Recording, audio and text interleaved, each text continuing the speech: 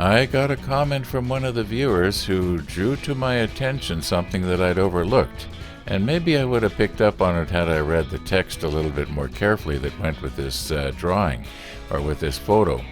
And that is that the spreader bars for both the short antenna and the long antenna were the same part. And if they're the same part, well, obviously they're going to be the same length. Now, in his text, he was suggesting 6.5 millimeters, but I don't know if that's because he had those parts himself, or if he was just going by what we had measured here yesterday. Anyway, let's just for the fun of it see what we can do here.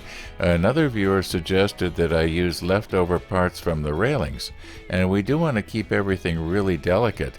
If there's a real heavy-duty bar or spreader bar up there, it's just not going to look right. I think possibly these railings might be look just about right, and I do have little pieces left over, so let's check it out and see. Maybe it's 6.5 millimeters long, although I doubt it'll be exactly like that. If it is, you're going to think that I've measured them or cut them already. Anyway, let's check it out here.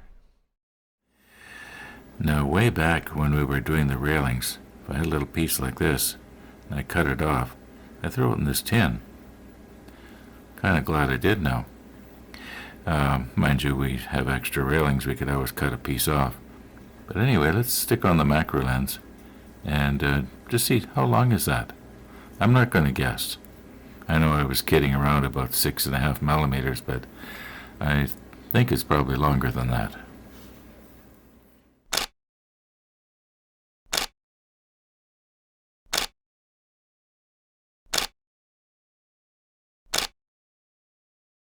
Okay, our caliper is set to 0 millimeters here, and we're going to have to go really gently here so we don't squash this thing.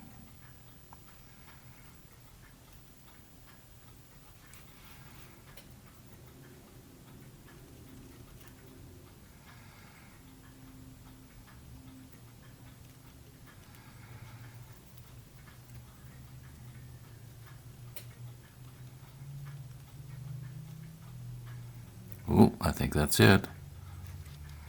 Okay, now I can read it, but you can't. So I'll move in on the display here. Okay, 9.52 millimeters. So it's about 3 millimeters too long. We are in CorelDraw once again. And as you can see, I've drawn out our antenna array here. And these little round things, so I'll zoom in on them just a little bit here. Okay, they represent our nails, and they are 150 millimeters apart and 120 millimeters apart. Okay, now these lines that you see here that actually represent the antenna wire, they are drawn to 7 millimeters apart. And I think it looks pretty good.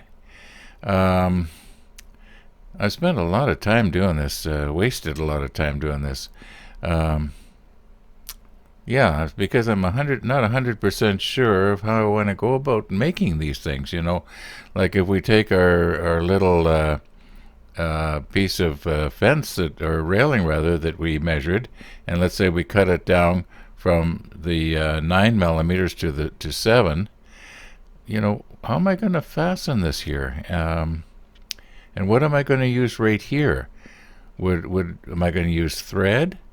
Or am I going to use maybe another piece of railing? That might actually be a good idea. See if I can do that. Or do we take the easy line, and I do want to use easy line here to represent the wire, because it looks more like wire than thread does. Do we try and see if we can come along here and then down into here?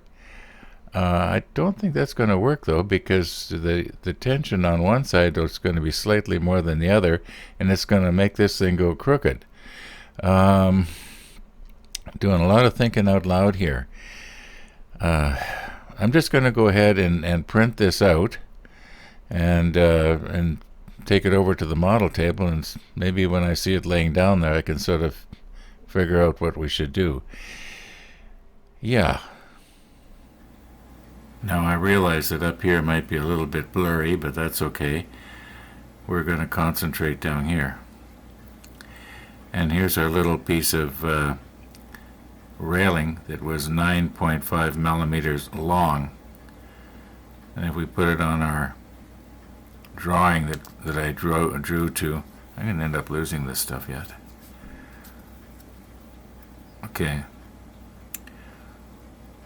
I suppose I could measure that and see how accurate it is, but I really don't need to. I know that when I print something out, it is 99 or better percent to accurate. So I know that if I was to measure this, it would come out to 7 millimeters. Yeah, you can envision that. This is 9.5, so that's about right. Anyway, what are we going to do here? Like, maybe these things would make part of the V, because I do think that it should be longer from here to here. Like this piece should be a little further in, and the angle be a little bit more acute, if you know what I mean. Yeah, decisions. Now there is another thing we can do here. Where's that piece that I saw? Okay. If we were to extrude more sprue and use extruded sprue, I could almost take a piece like this, if it was a little longer, and then bend it in to make a triangle. Yeah.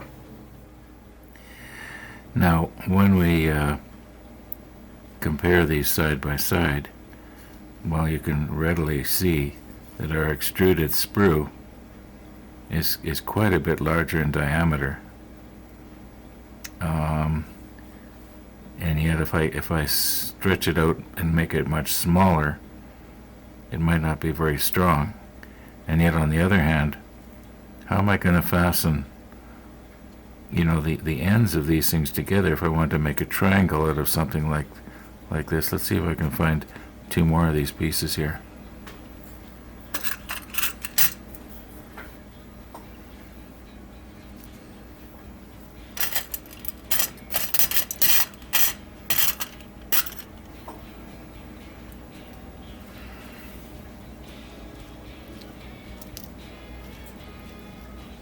Maybe these are too small. I'm going to have it go pinging off and I'll never find it.